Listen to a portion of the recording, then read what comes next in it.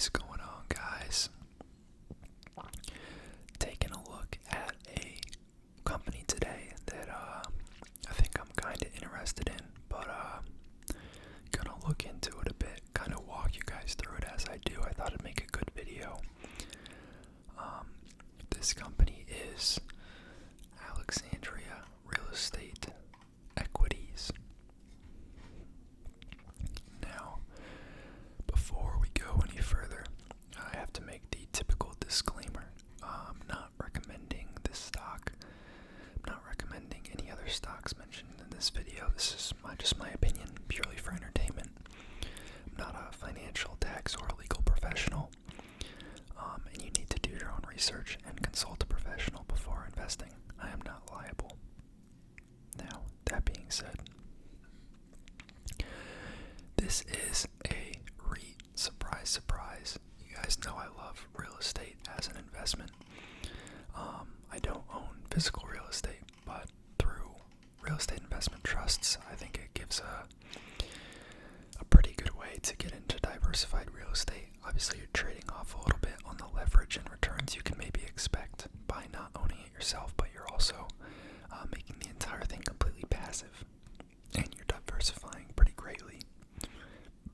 That was always one of my, still is, one of my concerns with, physical real estate is that, if you have a problem tenant and you only have one or two, properties that you're leasing out, that could be a pretty big part of your revenue. But not only do these bigger companies know how to deal with tenants like that, but it just represents such a small percentage of their, monthly revenue. So it's basically a non-issue for them. So this is a urban office REIT. Now I know what you're thinking.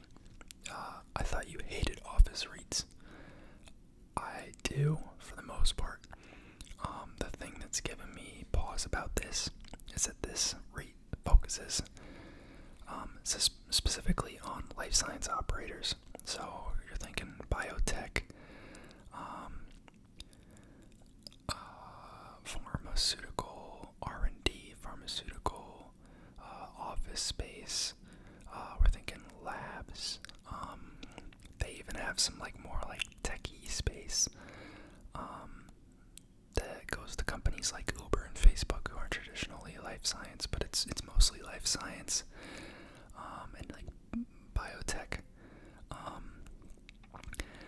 They have 6 main groups of properties for the most part. I think there's a couple outlier properties. We'll pull all of it up in a sec. I'm just giving you a quick overview. But they have 6 main hubs, and it's kind of set in the 6 areas in the U.S. that see the most investment and presence of biotechnology and pharmaceutical companies.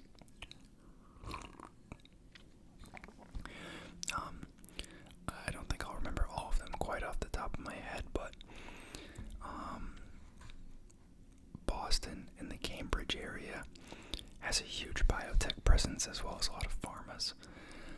Research Triangle in North Carolina is a pretty up-and-coming area. That is another one with a huge presence. Obviously, there's New York City, and then I believe they have 3 others. It might be Washington, D.C., Seattle, and San Diego, but don't quote me on those 3. We'll look it up in a sec. Those 3 could be wrong. They have 31.9 million rentable square feet. 3.3 million rentable square feet, and this data could be outdated. This is from Seeking Alpha. I don't know when they pulled this, but right here, as of December 31st of a year ago. So, let's not even bother with this. We'll get here's the properties. We'll get that data when we go into their investor presentation. But this is the Cambridge, Boston area I was talking about. I mentioned New York City. I mentioned Research Triangle. Maryland, Washington, D.C. I also mentioned Seattle. I also mentioned San Diego. I also mentioned, so I guess just the one I was missing is San Francisco. So I guess they have 7. I'm sorry, 7. It's been around for a while.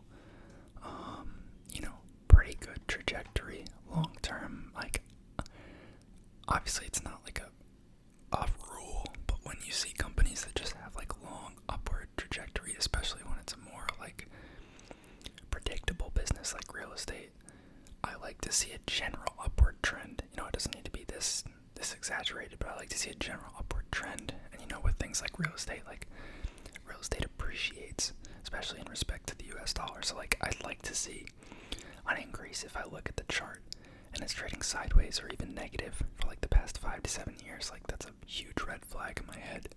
A lot of the time I don't even look at companies like that.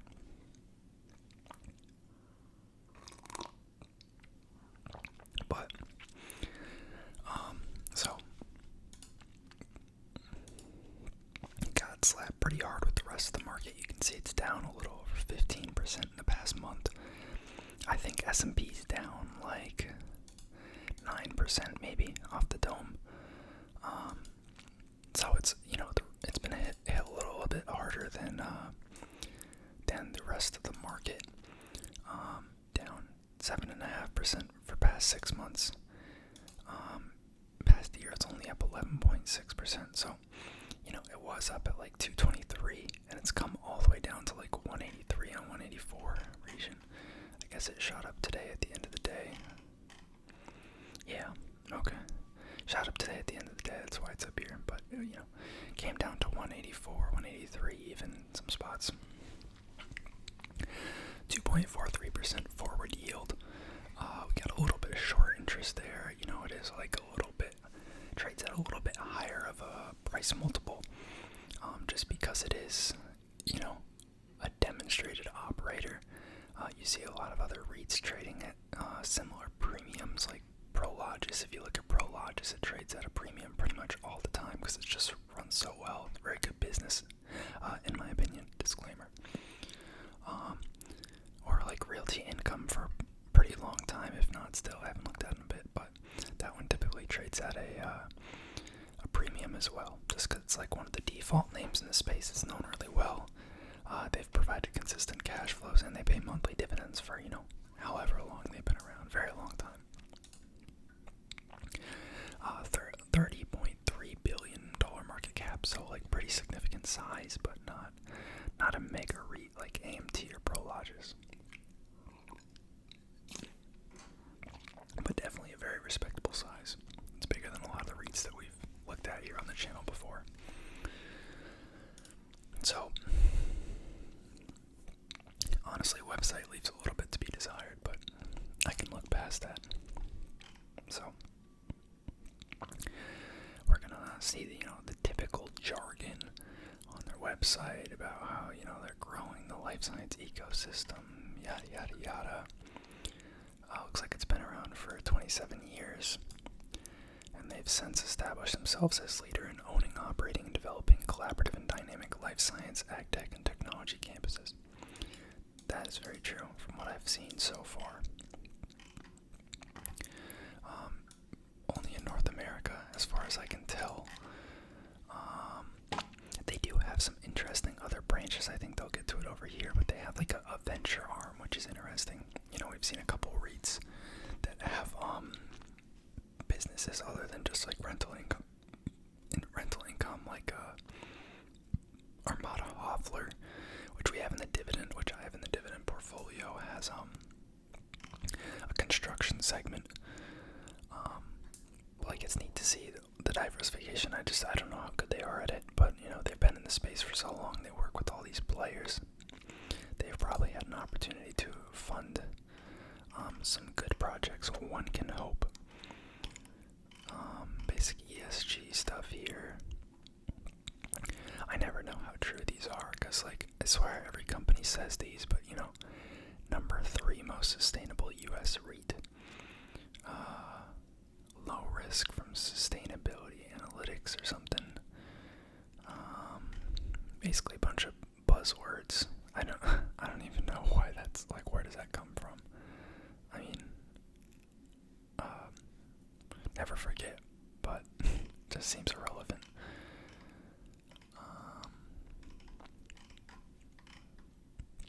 They're reducing carbon emissions, reducing energy use, waste diversion.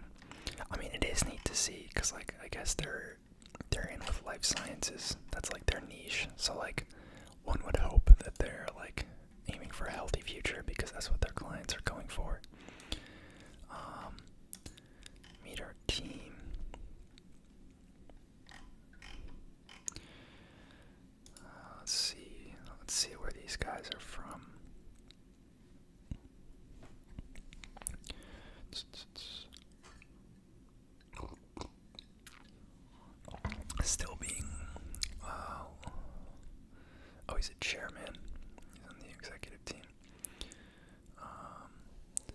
He's a CPA. I feel like that's not uncommon for people with CPAs to become like CFO and then they become CEOs or I guess, I don't think executive chairman is the same thing. I wonder if there's, Jesus Christ, that's a long bio.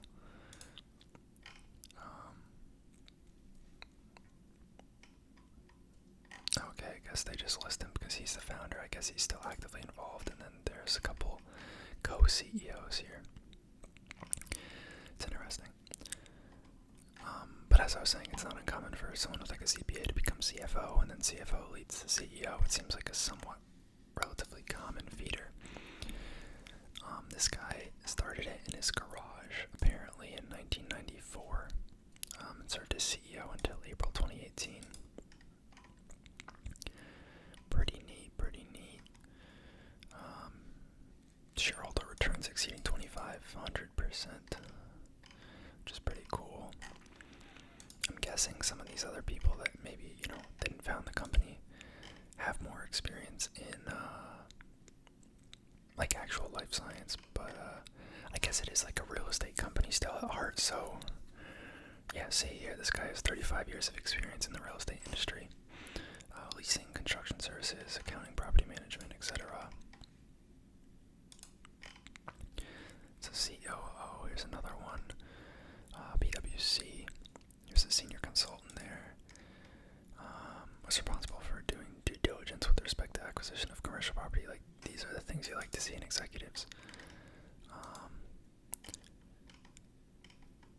Very neat. This guy founded a real estate development and consulting businesses, which provided consulting services to Alexandria from about a year after inception until his appointment as vice president. So he eventually got brought into the company, which is pretty cool. So yeah, overall, seems like a capable team. Seems like they've been in the industry for a while, know what they're doing.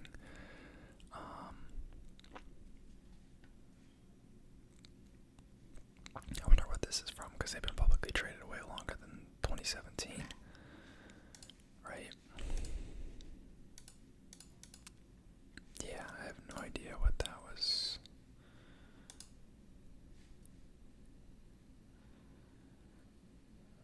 I have no idea what that's about. So this is what they refer to as like the reasoning for them focusing on certain hubs in the US. They call it their cluster model. So those 7 cities that I listed off are their clusters. Each one is a cluster. So I guess it's some theory that some Harvard business professor came up with. So they create these, they don't create them, but they go to these areas that seem to be pulling in different companies of similar nature. And they increase the productivity of these companies by like bringing all the talent and like companies to this one area. So I guess they kind of help coax them into certain areas like Research Triangle and other things. Obviously they're not the driving factor for it, but by stimulating that, they're hoping to expand the industry as a whole and help all those companies thrive.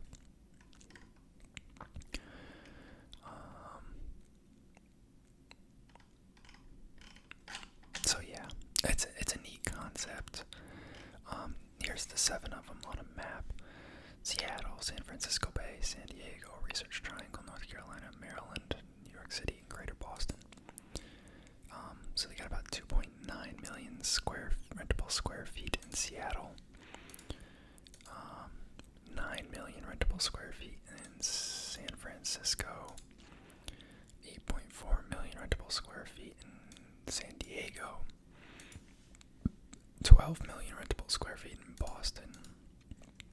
Only 1.3 million rentable square feet in New York City. I do remember that from looking at their investor presentation. It didn't seem like they had a lot of properties in New York. Maryland is 3.3 million rentable square feet. Research Triangle, 3.9 million rentable square feet. So Cali is their heaviest by far. Who else was up there? Boston was pretty big. And the rest are, not negligible by any means, but they're all definitely smaller. Let's pick on one of these. So, I really like this. So,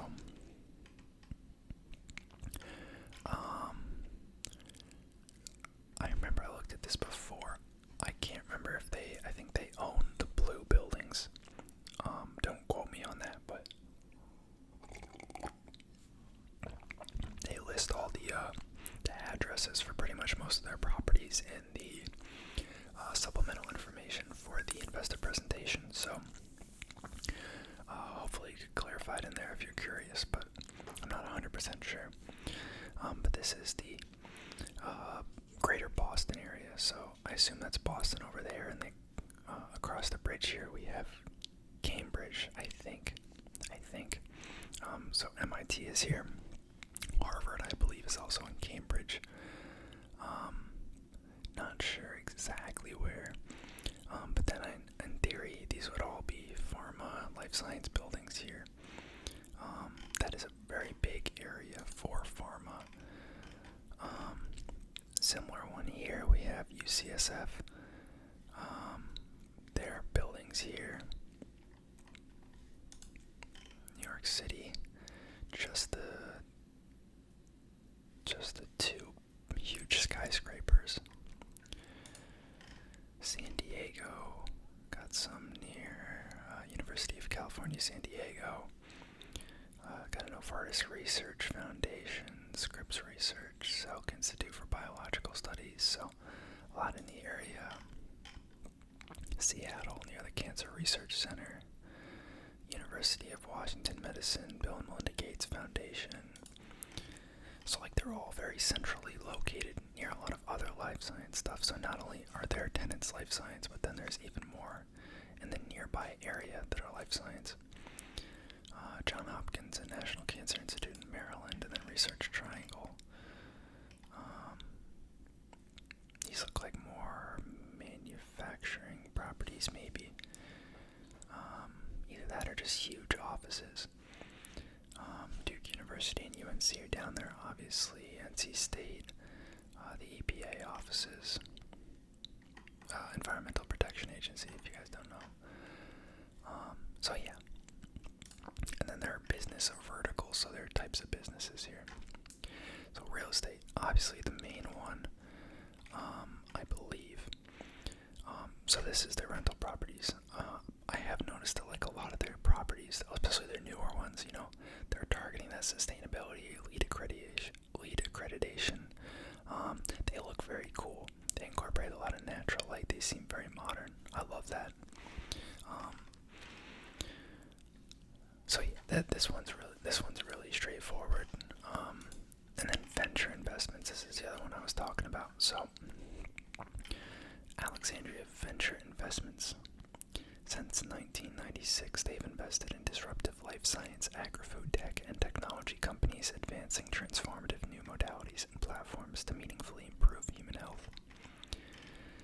We invest in seed, early, and growth stage companies, accelerating discoveries across a range of emerging technologies and novel modalities, including cell and gene therapies, single-cell genomics, epigenetics, synthetic biology, in silico drug discovery, biomanufacturing, precision farming, and crop protection. They claim that they're the most active corporate investor in biopharma since 2017. No idea if that's a claim that can be substantiated.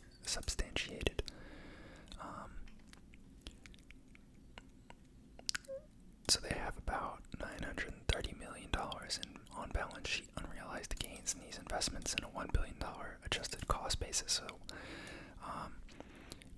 I'm no mathematician, but I think that means they have about $1.93 billion in this venture investment. So, that's a sizable investment. Kind of neat to see. They probably get excited about some of the things that goes on in the buildings that they, rent out. And so they back some of them. I'd imagine that's how it works. This is their investor sheet here. And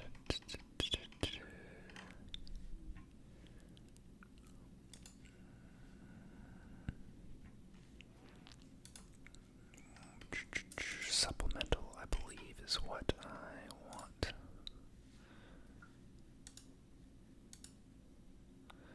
Open this up.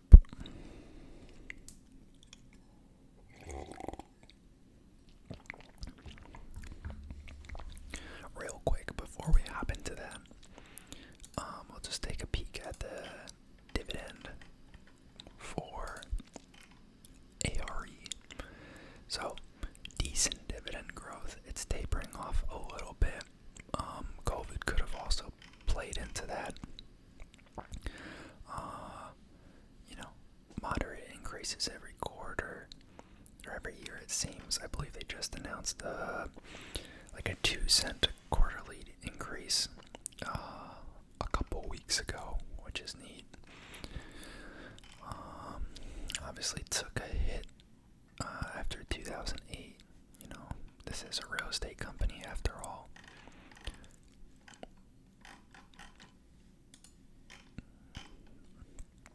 Lower payout ratio from AFFO, so there's room to increase that. Dividend growth for 11 years, so basically coming out of the 08-09 recession. Been solid growth ever since. They pay quarterly. Yeah.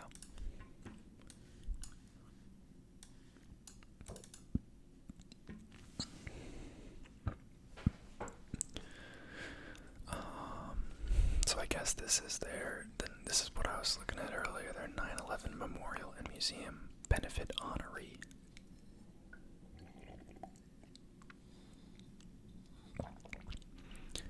I guess they got this because they lit their building up with blue lights. This is the one in New York City. I have no idea. So here they're citing their efforts to help combat the opioid epidemic. Looks like one of their customers here, called 115, has treated 3,800 patients since opening about a little over 2 years ago. We've seen a 30% increase in drug overdose deaths since, the COVID pandemic and COVID crash initially. So that's about 96,000 drug overdose deaths. That's a lot. It's pretty sad. So they led the design and development of this 4.3-acre, 59,000 square foot campus in Dayton, Ohio, aimed at revolutionizing the way addiction is treated. Pretty neat to see. Looks like they got another honorary reward for that. They did get selected to build Moderna's new headquarters in Cambridge. So that's going to be in their Boston cluster. But, Moderna's been in the news a lot the past 2 years. Obviously for their vaccine. I think Moderna had already had partnerships with them. But now their new headquarters and core R&D facility is going to be built by them in Cambridge. Pretty neat.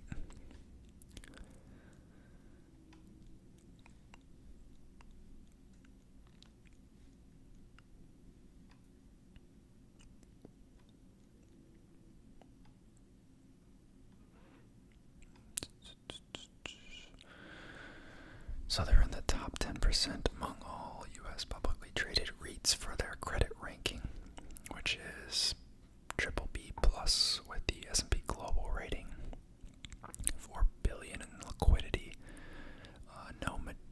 no debt maturing prior to 2024, and the weighted average remaining debt terms of all their leases is 11.9 years, which is pretty solid.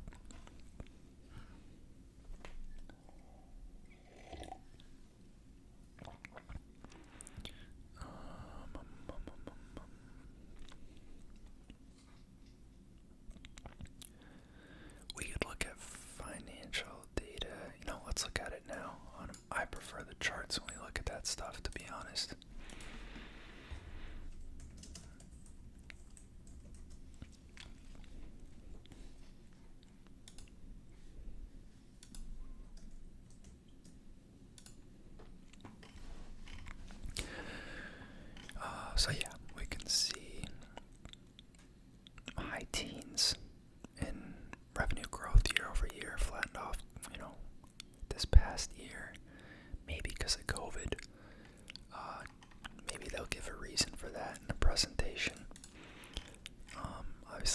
increasing in shares, lower than the revenue growth. So you like to see that. That's kind of a nice divergence.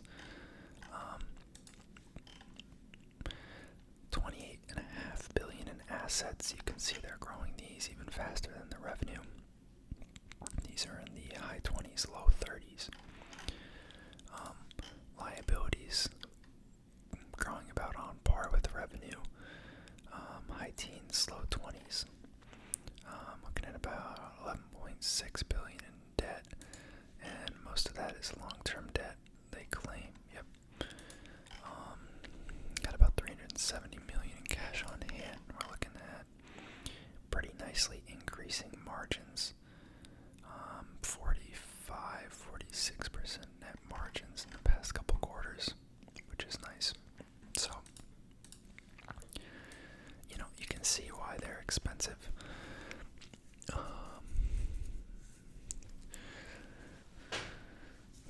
Total revenues. This is what we're seeing on the flat revenues, not up crazy amounts from last year. Here they call out the Moderna property. It's a 15-year lease.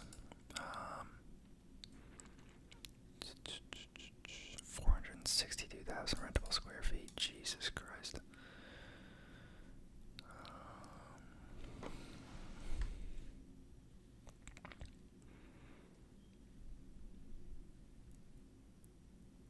Rent escalations approximating 3%. That's nice to see for inflation.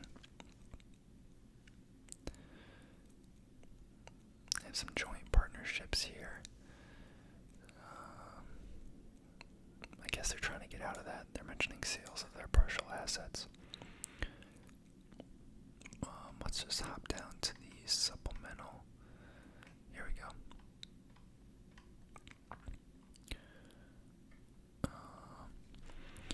So their weighted average, I don't know why this is a different remaining lease term than the one mentioned earlier on of 11.9. Maybe they'll give a breakdown we can see. But over on the right there, you can see the breakdown of their tenants. So 25% are public biotech, 19% are multinational pharmaceutical companies, 11% are institutional or academic, nonprofits, U.S. government research. You have some tech offices, 6%. I assume that's the Facebook and Uber that we'll see. Or maybe that's mega cap tech. I don't know what the differentiation there is. Private biotech is 6%. Life science products and services and devices is 20%. So, reasonably diversified. Looks like of their AAA locations, most are in the greater Boston area, and then after that, the San Francisco Bay Area and San Diego. So, between Boston and the two Cali hubs, that looks like it accounts for, 77% of their revenue.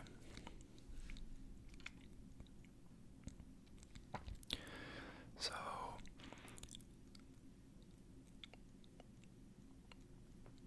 pretty high vacancy rates if you exclude the vacancies at recently acquired properties. Their vacancy rates are above 97.8% for all properties. Some of them are even up in the high 99%. I guess they're claiming their average is 96% over the past 10 years, which is pretty solid.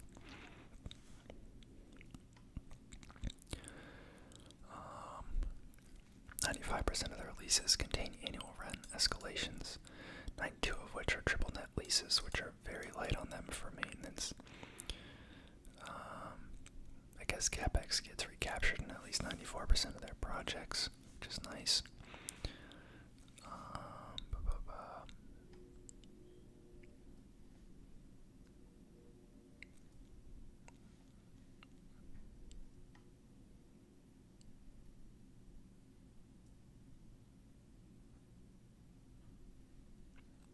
Renewal rate changes.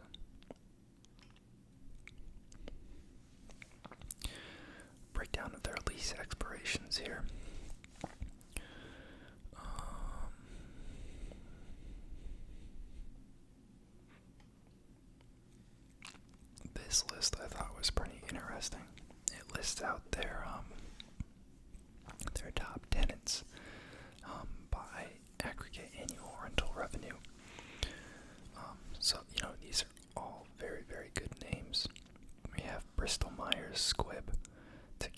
Pharmaceutical, Moderna. All three of those are pharma companies. Then we have Facebook, tech company, obviously. Eli Lilly and Company, another pharma company. So is Sanofi. Illumina, they're another publicly traded company. They're more on like gene therapy, genetics side of things. Novartis is another pharma company. Uber, obviously. Roche, another pharma company. Bluebird Bio, I'm assuming some sort of biotechnology company. I haven't heard of them. Maxar Technologies, not sure what they are. Probably medical devices or something if I had to guess.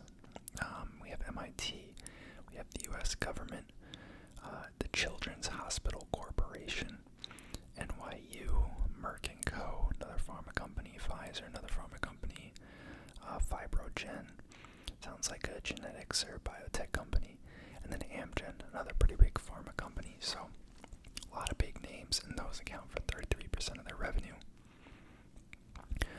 And there's other ones that aren't on there. I remember just from looking earlier, I know GlaxoSmithKline is another big one that I guess just didn't make this list, but there's many others. And here you can see the percent of their total revenue broken down by the market, similar to before. So it looks like they have one property, or 1% of their revenues in Canada for some reason, 3% in some other random markets, but then 9% Research Triangle, 9% in Maryland, 7% in Seattle, 19% San Diego, 3% in New York City, 21% San Francisco Bay, and 28% Greater Boston. That's rentable square feet, but revenue looks like the Boston ones demand much more of a premium, so do the San Francisco Bay and the New York ones, and looks like the San Diego, Seattle, Maryland, Triangle Park don't cost as much, probably because they're lower cost of living areas relative to those. Pretty high occupancy in all of them. Looks like San Diego's lagging a little bit. So's Canada, but the rest of them all look pretty solid.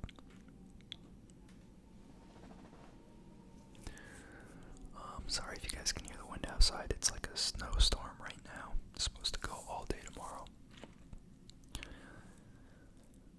And this lists out all of their properties, for the most part. Some of the other ones I think it doesn't list.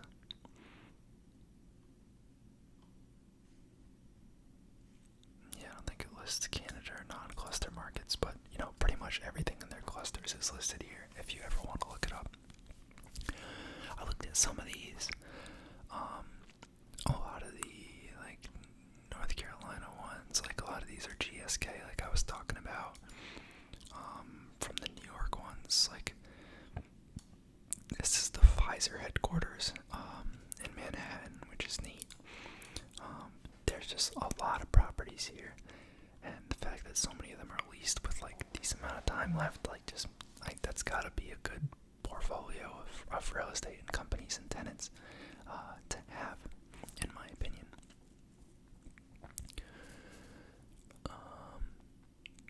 Guess they're just highlighting some of their recent redevelopment properties.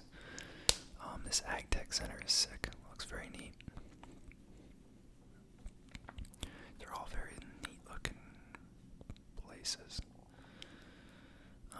Just listing some redevelopment projects here, or some development ones too. I guess these are the ones they're building from scratch.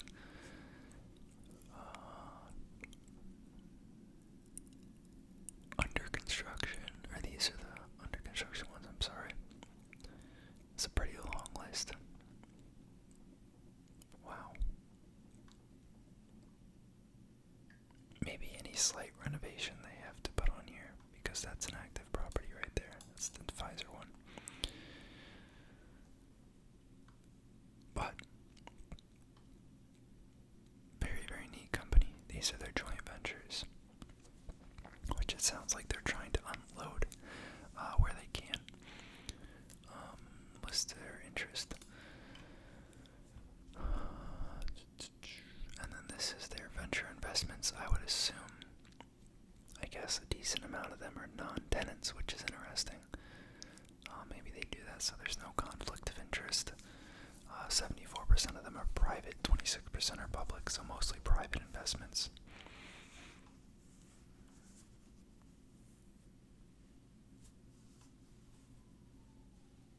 Here's their, it was their debt that was 11.9 years and the lease length is 7 point whatever. Gotcha. Wow, they have some debt maturing all the way out here. That's crazy. They have some green bonds. That's the one benefit. If you're like a LEED accredited and more sustainable companies, you get access to like green capital, which is neat.